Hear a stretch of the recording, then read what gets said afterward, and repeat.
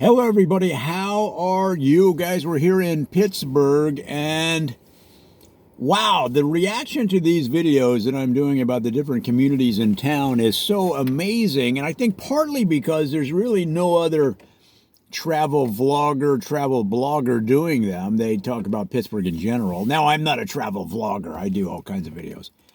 But in terms of the travel, quote unquote, videos that I do, it's so different than your usual travel person because I get down in the nooks and crannies. I mean, look, we're here on Clay Street in some town. I think we're near Aspinwall, Pennsylvania. Not exactly sure because I've been running around and it's been raining. Oh, it says Kenneth D. Curley Memorial Park, whatever town that's in. But meanwhile, I was at a lunch place, and I was standing next to the counter talking to the cook. It's like a little tiny place, telling him what I'm doing in Pittsburgh and these videos and stuff. And there was a lady sitting there. She had on a yellow hat. She had on a black sweatshirt, black and yellow, of course, the Steelers colors. And she started talking about you got to do a video on Trillium Trail. And I'd never heard of Trillium Trail in 100 years. And she sounded like an expert, sounded like a local anyway. I mean, she had the Steelers colors there. She had a little dog with her, and on the dog's collar, it said Trillium Trail 77. So I don't know if that's when she graduated. I graduated 78, and she seemed much older than me. Now, that might have been due to the cigarette that's hanging from her mouth. I don't know if that affected her, how she looks at her age. But she also had on yellow boots and a yellow belt. And the belt said Trillium Trail or Bust. So I'm going to say that she's a local. And sure enough, I did some investigation on what she told me, and some of it holds up. Now, I'm not sure what actually is the absolute truth or not, so I'm going to relay the information I got. If you know better, get on the Twitter machine, and let me know. So this video will be the history and some related information about Trillium Trail, which is just north of Aspinwall from what I can see. And of course, we're on the north side of town across the Allegheny. How do you say it? Allegheny? Allegheny. Now, it's funny because, you get up inside some of these towns up here on the north side of town, and I had no idea because I spent most of my time down in the south side when I first got here, Mount Lebanon, South Hills. And once I started driving up in these hills up in the north side, there's some people with some money up there. I mean, big houses up on hills, unbelievable. So, but, Pittsburgh's an old town. There's lots of old money, and it was a big manufacturing town and still is. So, hey, but if you don't know what you're doing or where you're going, it's always a surprise when you come up over the hill and there's this huge mansion. And then over the next hill, there's another one. And this is interesting. On the other side of the north side of town, I ran into a big mansion.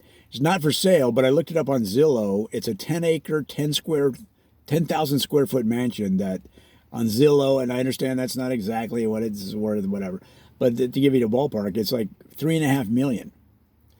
I know people whose homes are worth $3.5 million in LA, and they're the size of they're not very big. So here you have in my mind what a $3.5 million house looks like, and nice homes. I'm kidding about my friends' homes. They're nice. They're nice homes. They're in Manhattan Beach or whatever, nice areas of town, but they're not 10 acres. And so when you see that, and I'm looking at this house from the road, 10 acres, 10,000 square feet, and it looks like something out of Harry Potter, like a Greystone Manor type of, you know what I mean, English countryside. You expect the fox hunt to come rolling by, you know what I mean? So, it makes you think, let's come to Pittsburgh and get a big house. Said the guy with no money, but I assume I'll have money sometime. So without further ado, and usually when somebody says that, it's too late, and in this case it is too. We have wasted most of this video jibber-jabbering. Let's get to Trillium Trail. So Trillium Trail, founded in 1830, settled in like 1810, like really early on, and then incorporated a little bit later, like 1835. But is named after a guy named S.B. Trillium. Now, S.B. Trillium was unique in the early part of the history of Pittsburgh, in that he didn't work in the trades. He wasn't a tycoon, right? He wasn't a financier, all right? S.B. Trillium was a magician. He was he had several job titles. He actually made his money from selling concoctions. A medicine man, a traveling medicine man. And if you look at some of the old concoctions from the 1700s and 1800s, they were mostly what it was alcohol. That was the secret ingredient. They're like, well, it's got bitter root, and there's ginger in there, and I have the witch's eye, and whatever. It was 60% alcohol, or 70%. You know what I mean? All of those secret recipes of medicines back in the day. So he was a magician. He was a medicine man, a traveling medicine salesman, and so in other words, he was kind of a flim-flam artist. But he had that charm that comes with, good magicians have that patter. They have that ability to kind of charm an audience while they're, taking sponge balls out of their palm, but reaching into their pocket to remove their wallet. So yes, he had a pickpocket ability. So he's straddling the line between crime and show business, which so many people are still doing today. And some people don't see any line at all. They just combine the two in their head, and they're like, whatever, let's move forward. We have to get caught first, blah, blah, blah. So why the trail? Well, he used to have his rounds, like any salesman. Any salesman has their rounds, and this guy had his rounds. And Trillium Trail were the rich homes up there on the hills that he used to go around. Again, remember, you're talking 1805, right, or 1820, right in there. So this guy was, on his horse with his magic act and his traveling medicine show, and he'd roll up, and not only would the rich owners come out, but the help, right, the maids, and they didn't. The owners didn't care. It was like a show. It was like a free show. They could, get entertainment for their staff for free. And this guy would pull up in a wagon, drop one half of the wagon, right? And so then he'd stand inside the wagon. It was like a rolling stage. And he'd do magic tricks. And, of course, the staff have kids. The rich owners had kids. The kids loved it.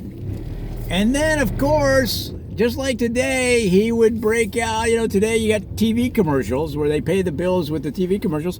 Well, he was paying the bills with product sales. And folks, if you enjoyed that magic, you are not going to believe the magic. My SB Trillium.